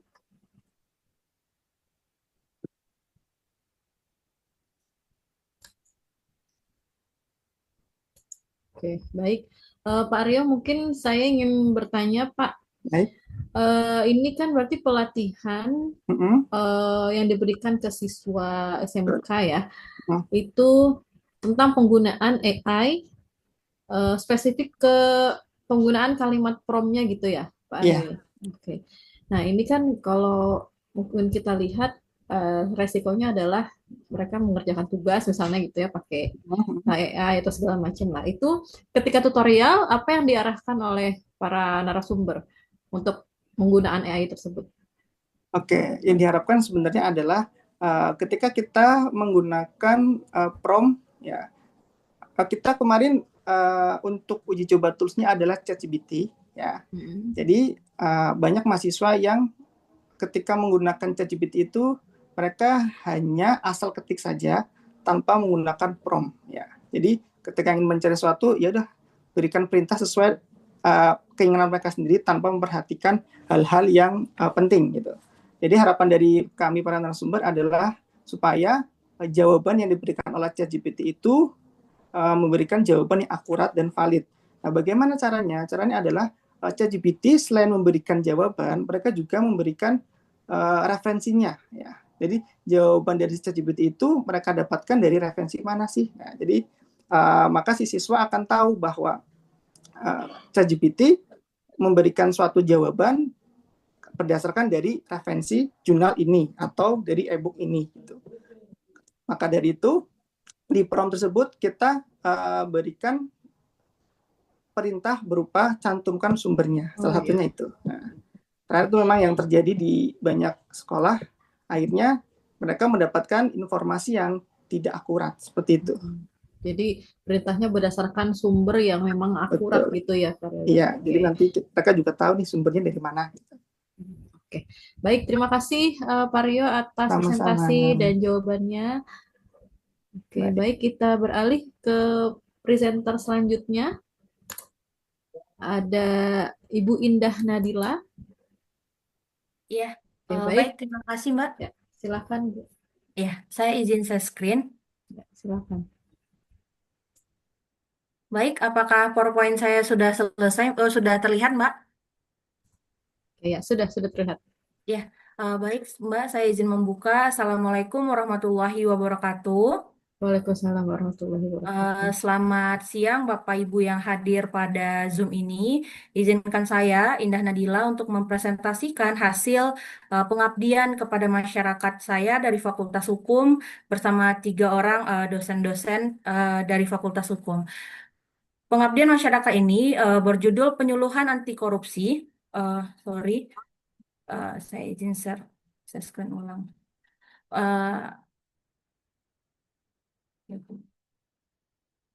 Apakah Zoom saya sudah terlihat lagi, Mbak? Terlihat masih yang sama ya? Oh ya, baik. Mungkin bisa diulang. Ya, kalau ini sudah terlihat lagi ya, Mbak. Sebentar, sedang loading. Ini apakah sudah terlihat? Ya. Sudah terlihat. Bapak dan Ibu, di mana pengabdian kepada masyarakat kami berjudul Penyuluhan Anti Korupsi Sejak Dini di SMA 21 Jakarta Timur menuju Indonesia Emas tahun 2045, Generasi Muda Tanpa Korupsi. Bapak dan Ibu yang hadir, di sini ada profil tim yang kemudian alasan kami mengangkat pengabdian masyarakat ini mengingat perhatian dan keprihatinan kita kepada fenomena korupsi yang semakin merajalela di Indonesia. Maka kami selaku dosen dari Fakultas Hukum sangat ingin untuk membuat sebuah perubahan kecil bagi siswa-siswi agar nanti ketika mereka dapat memimpin Indonesia di masa depan, mereka dapat menghindari perilaku-perilaku korup, khususnya dari usia dini. Di mana Bapak dan Ibu, penyuluhan anti korupsi ini yang pertama ditujukan untuk memberikan nilai edukasi integritas dan etika, kemudian pencegahan perilaku koruptif sejak dini, penguatan karakter pelajar sebagai agen perubahan di masa depan, pembentukan budaya sekolah yang bersih, transparan, dan poin pentingnya adalah untuk membantu peran pemerintah dan KPK dalam mensosialisasikan pencegahan korupsi sejak dini. Karena sebagaimana yang kita ketahui, pencegahan korupsi itu adalah tanggung jawab kita bersama sebagai rakyat Indonesia yang sangat menginginkan perubahan untuk Indonesia. Bapak dan Ibu yang terhormat, bahwa pengabdian masyarakat ini juga mengikuti 2 poin penting. Yang pertama, sebagai pendukung SDGs pada poin ke-16, yaitu untuk memberantas korupsi khususnya dalam hal penegakan hukum yang baik. Kemudian juga ini sejalan dengan RPJM Indonesia pada tahun 2025 sampai 2045, yaitu untuk mewujudkan Indonesia yang sehat secara sumber daya manusia, unggul, memiliki demokrasi yang matang, serta pemerintahan yang baik. Singkatnya Bapak dan Ibu, alasan lain kami untuk mengangkat pengabdian masyarakat ini ialah ketika kita melihat dari data yang diberikan oleh CPI, Indonesia menduduki peringkat 115 dari 180 negara paling korup di Indonesia, di dunia. Tandanya bahwa hingga hari ini Indonesia masih belum dapat menjadi sebuah negara yang baik, negara yang ideal karena angka korupsinya yang paling tinggi. Kemudian data dari ICW mengatakan dari tahun 2013 sampai tahun 2023 kerugian keuangan negara akibat korupsi ialah 381,06 triliun rupiah. Dan di mana edukasi ini juga menjadi pusat perhatian kami karena ketika kita lihat nih masa pemilu tahun 2024, di mana 87 anggota DPR itu berusia di bawah 40 tahun. Artinya banyak nih generasi muda yang sangat aktif untuk mengikuti konsentrasi pemilu. Maka pengabdian ini ingin kami salurkan nih kepada siswi SMA agar nanti mungkin tamat SMA mereka ingin mencalonkan diri sebagai bagian dari parlemen, maka kami menyebutkan nih hal-hal apa saja sih yang tidak boleh dilakukan oleh pejabat publik. Kemudian ada juga kasus korupsi yang dilakukan oleh Gen Z, di mana Bapak dan Ibu, korupsi itu tidak hanya dilakukan oleh yang orang-orang telah berumur saja, tapi Gen Z juga terindikasi nih dapat melakukan korupsi. Karena korupsi itu bukan hanya karena niat, tapi juga karena ada peluang dan tidak memandang umur. Bapak dan Ibu, dalam presentasi kami dan penyuluhan kami kepada siswa dan siswi di SMA 21 Jakarta Timur, dan dari hasil wawancara kami dengan wakil kepala sekolahnya, ternyata ada 10 indikasi nih perbuatan yang dapat dikatakan sebagai korupsi di sekolah. Yang pertama, mencontek itu adalah cikal bakal terjadinya korupsi. Berbohong, mencuri, melanggar aturan sekolah, terlambat datang ke sekolah, melawan kepada guru dan orang tua, penggelapan uang sekolah, memalsukan data beasiswa, markup anggaran, dan pemberian hadiah untuk maksud tertentu. Nah, 10 hal ini telah kami akomodir dan kami berikan solusinya agar siswi di SMA N21 Jakarta Timur tidak lagi nih melakukan hal-hal ini. Karena dengan mereka melakukan 10 perbuatan ini, tidak menutup kemungkinan nih bibit-bibit korupsi itu akan tercipta di masa depan. Apalagi ketika nantinya mungkin mereka yang akan menjadi pejabat-pejabat di negara kita. Nah, metode edukasi dan penyuluhan kami itu yang pertama memberikan penyuluhan mengenai apa itu korupsi dan bahayanya, memberikan edukasi perbuatan yang tergolong korupsi seperti yang saya sampaikan tadi, dan memberikan pemahaman mengenai cara mencegah perilaku korupsi sejak dini. Nah, di mana metode itu ditindaklanjuti dengan 60% memberikan materi, 40% tanya jawab kepada 50 siswa-siswi, kemudian menampilkan video yang dapat menjadi acuan bahwa korupsi itu bisa terlihat sedini mungkin loh. Kemudian yang kedua ada pretest dan potes. Kemudian bagi siswa dan siswi yang dapat menjawab pertanyaan ataupun memberikan pertanyaan terbaik, kami memberikan giveaway berupa kotak bekal. Mungkin sekalian mendukung program MBG Presiden Prabowo seperti itu. Nah, kemudian di sini ada beberapa antusias pertanyaan yang diajukan oleh siswa-siswi. Pertama, mengapa susah sekali memberantas korupsi di Indonesia? Mengapa koruptor tidak dihukum mati? Serta bagaimana melaporkan dugaan korupsi yang terjadi di sekolah ataupun di negara? Nah, itu sudah kami jawab secara komprehensif. Kemudian ini ada 5 soal pretest dan potes yang kami ajukan kepada siswa-siswi dengan Izin Bu Indah, ya. Waktunya sudah habis, bisa Oh, ya. langsung ke kesimpulan, Bu. Oke, baik. Nah, ini hasil pretestnya, yaitu terlihat kemajuan siswa-siswi dalam memahami apa itu korupsi dan pencegahannya. Bapak dan Ibu, kami telah membuat target luaran yang alhamdulillah 100% telah terpenuhi, di mana jurnal Pengmas kami telah terbit pada Jurnal Ilmiah Ilmu Pendidikan, Sinta 4, kemudian kami juga telah terbit pada 2 media, yaitu Hukum Online dan Ikatan Penasehat Hukum Indonesia.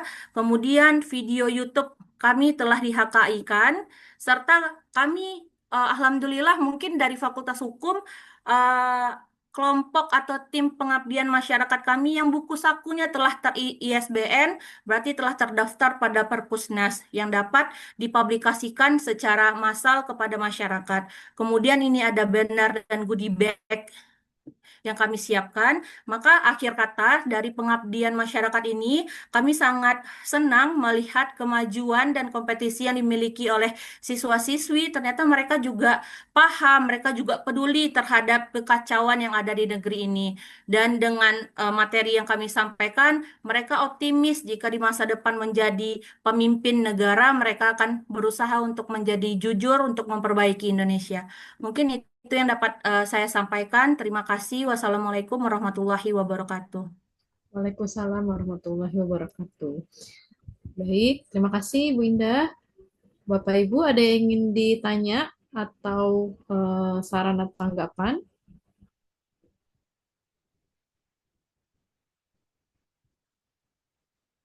Oke, baik.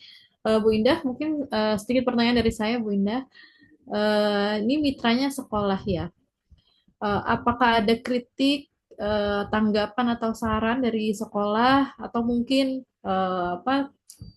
kegiatan lanjutan ya terhadap pengabdian masyarakat yang sudah dilaksanakan oleh tim Bu Indah?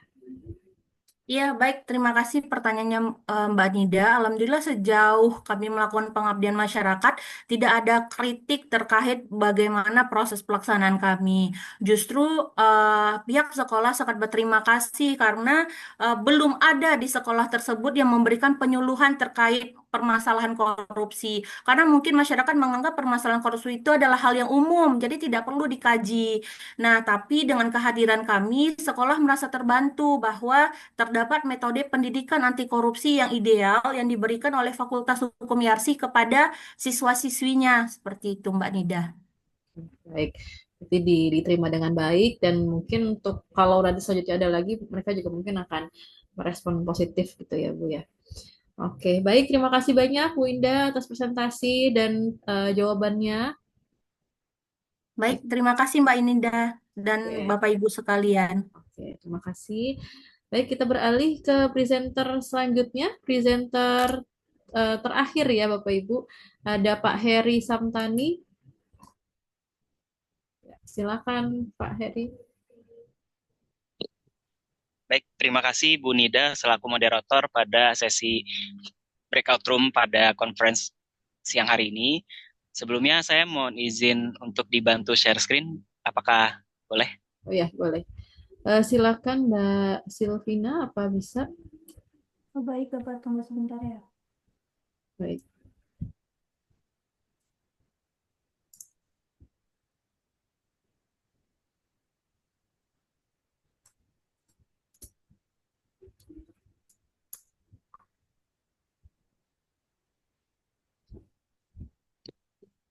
Sedikit disclaimer Bapak Ibu, ini kondisi saya saat ini berada di luar kota. Jadi kalau misalkan nanti ternyata sinyalnya hilang-hilangan, boleh diinformasikan.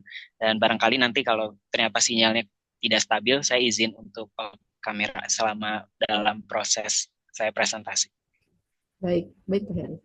Sejauh ini masih aman. Sinyalnya aman. Ya, aman. Okay.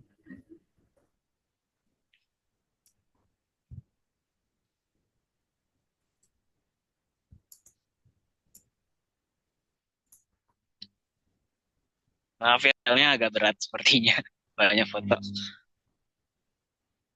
Oke, baik saya mulai. Mohon izin Bapak Ibu sekalian untuk menyampaikan apa yang menjadi hasil dari pengabdian kepada masyarakat saya yang bertajuk Seminar Motivasi Membaca dan Pembuatan Reading Corner sebagai upaya peningkatan minat baca di SDIT Kotrenada.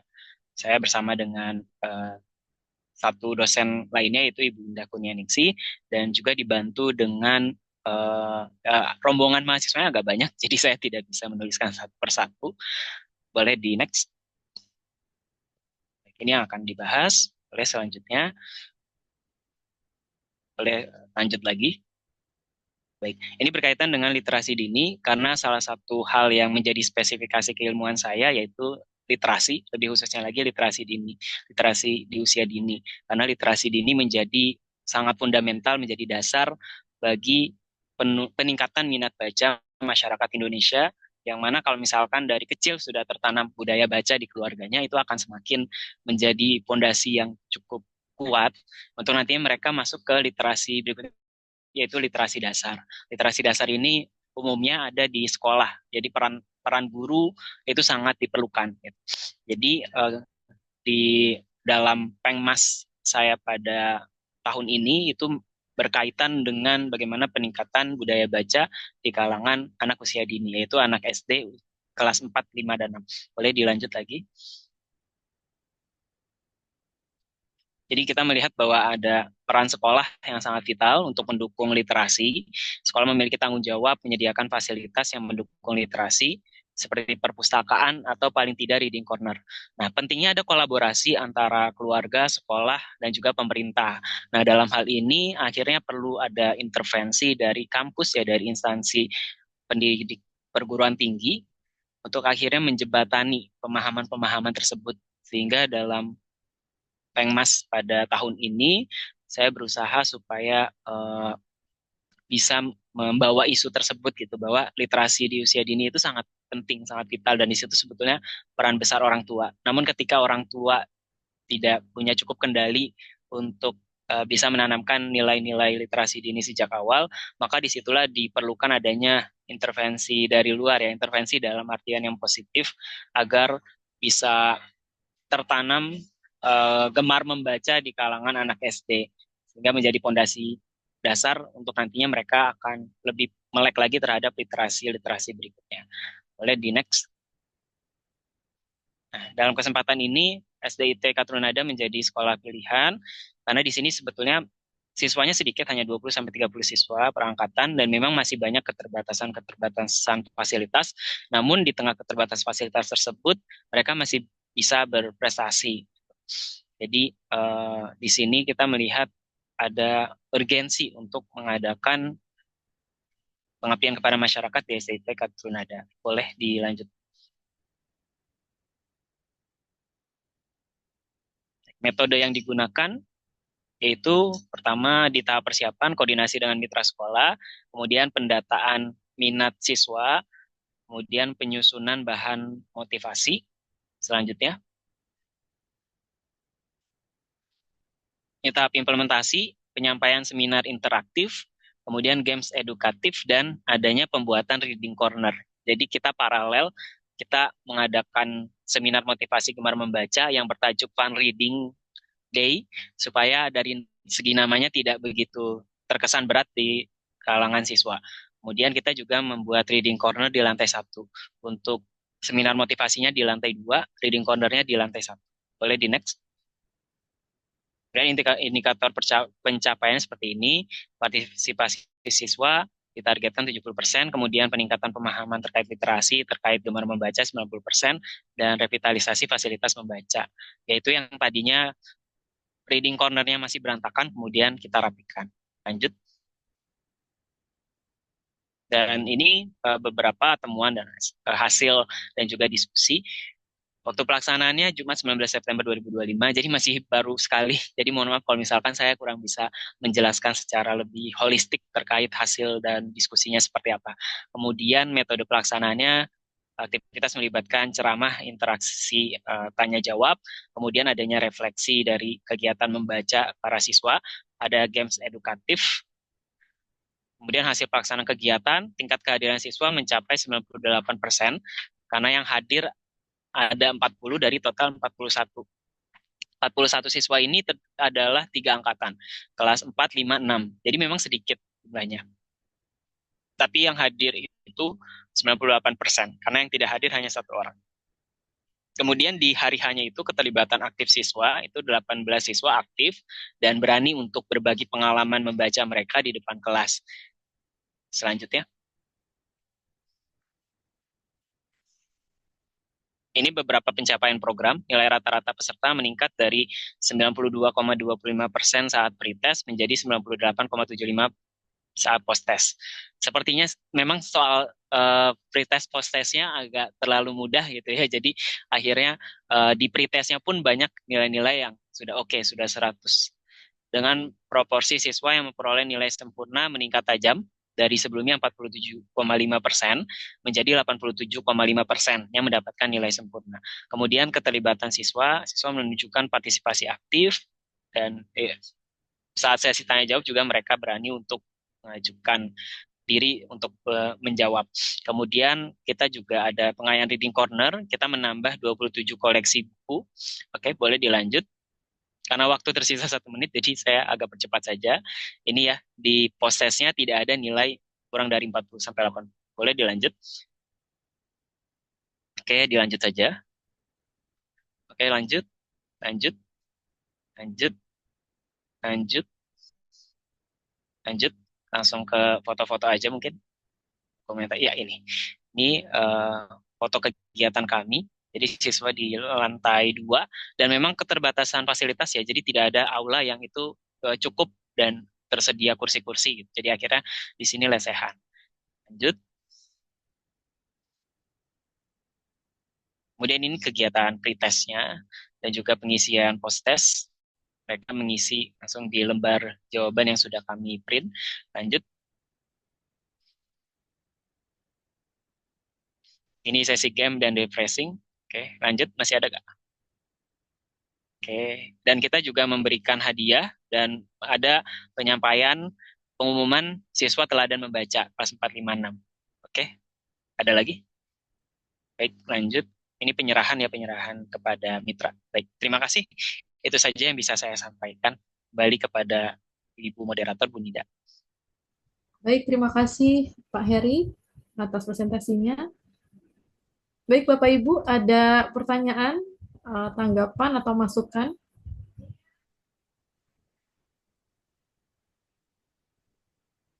Kayaknya udah sisa-sisa tenaga Bu Nida dari pagi ya. Kalau gitu saya tanya ya Pak Hari ya.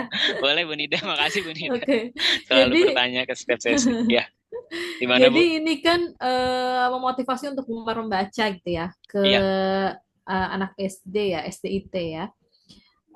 Dari tim pengabdian, apakah memberikan buku atau fasilitas atau hal apa yang bisa digunakan selanjutnya untuk sekolah SD tersebut? Boleh slide-nya dimundur di slide sebelumnya.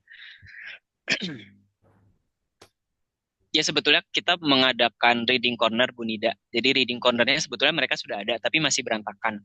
Dan itu waktu itu sudah ada 2 rak, tetapi mereka masih kekurangan koleksi bukunya. Boleh slide-nya dimundur sebelum ucapan terima kasih nggak? Sebentar. Di situ kita ada simbolis penyerahan hadiah buku, penyerahan buku. Kemudian ada rak sebetulnya yang kita juga mau kasih ke pihak sekolah, walaupun ternyata setelah dianalisis sebetulnya secara kebutuhan bukan kebutuhan terhadap rak ya, tetapi lebih ke koleksi. Karena kalau rak itu mereka sudah ada rak, walaupun raknya kurang cozy ya, kurang apa ya istilahnya ya, kurang kekinian gitu. Kurang estetik. Ya, kurang estetik gitu, kurang estetik. Tapi mereka punya keterbatasan area sekolahnya sangat kecil sebenarnya. Ruangannya ya. Ruangannya ya. Jadi akhirnya kalaupun kita mengadakan barang lagi yang bentuknya rak, itu mungkin bisa jadi PR lanjutan buat sekolah karena pemindahannya mungkin agak ribet secara teknis. Gitu. Jadi akhirnya kita lebih banyak ke memberikan buku. Totalnya kemarin ada 27 dan ada disertakan di PPT itu penyerahan serah terimanya, tetapi kemarin saya kelupaan untuk ada surat pernyataan penyerahan aset itu ya. Iya, itu dia kelupaan buat di secara administratif. Baik, itu mungkin bisa menyusul ya. Ini ya. dia. Iya. Kalau bukunya karena dekat ini sekolahnya. Dekat di ya. Seberang RC. Ya gimana Bu? Bukunya tadi buku apa aja yang 27 ya? Bukunya ada majalah Bobo, kemudian ada Sirah Nabawiyah ya, yang full gambar gitu, terus ensiklopedia. Ya, ini mohon maaf, kemarin tuh kelupaan juga untuk foto apanya tuh? Foto reading corner-nya, kelupaan buat di foto karena kemarin agak buru-buru ya kita ya. Mau sholat Jumat, terus setelah sholat Jumatnya juga akhirnya udah kelupaan gitu. Karena anak-anaknya beberapa yang bantu saya itu ikut magang berdampak Bu Nida. Jadi kemarin memang sempat ada kendala kita untuk bisa koordinasi karena mereka kebanyakan aktivitas di sana. Iya. Oke. Baik. Dari beberapa buku yang dikasih, mana yang paling diminati oleh anak SD di sana? Itu masih dalam proses observasi karena kita memang masih baru banget pengerjaan eksekusinya baru di tanggal 19 pekan lalu. Jadi nanti kan saya akan ke sana lagi ya. Saya akan ke sana lagi dengan tim juga. Itu tadi menyelesaikan beberapa administratif yang belum kelar sama penilaian terhadap bagaimana partisipasi mereka di reading corner gitu. Baik, baik. Terima kasih banyak Pak Heri atas jawabannya dan Terima kasih presentasinya. juga Bu Nida. Ya, Ya, baik Bapak Ibu, sebelum kita akhiri, karena kebetulan Pak Heri adalah presenter terakhir, boleh kita dokumentasi dulu ya Bapak Ibu? Boleh on cam? Silakan yang bisa on cam akan didokumentasikan oleh admin, oleh Mbak Silvina atau Mas Hasbi. Mungkin bisa dari saya ya. Oke, ya silakan. 1, 2. Oke. Slide selanjutnya. 1, 2. Oke, terima kasih. Oke, ya terima kasih Mbak Silvina. Baik, terima kasih Bapak Ibu yang sudah bergabung. Diingatkan kembali nanti akan ada pengumuman sekaligus penutupan ya, pengumuman terkait presenter terbaik ya, dari tadi dari awal presentasi sampai akhir ada tim juri yang menilai siapakah presenter terbaik untuk seluruh BOR. Ya, jadi nanti akan diumumkan di saat penutupan. Jadi Bapak Ibu diharapkan bisa join lagi nanti di jam 4 ya ke main room untuk mendengarkan pengumuman dan juga penutupan dari panitia. Ya. Mungkin dari Mbak Silvina atau Mas Hasbi ada yang perlu disampaikan lagi? Atau cukup kita tutup? Sudah cukup. Cukup ya, oke. Baik, terima kasih Bapak Ibu. Semoga apa ya segala yang sudah kita lakukan selama pengabdian, khususnya karena kebetulan di BOR ini semuanya terkait dengan pengabdian, semoga bisa terus dilaksanakan, memberikan manfaat kepada banyak orang. Ya, terima kasih. Mohon maaf dari saya jika ada kesalahan. Tertutup dengan baca hamdalah. Alhamdulillahirrahmanirrahim. Bertemu lagi insya Allah nanti di jam 4 di main room Bapak Ibu. Saya akhiri. Wassalamualaikum warahmatullahi wabarakatuh.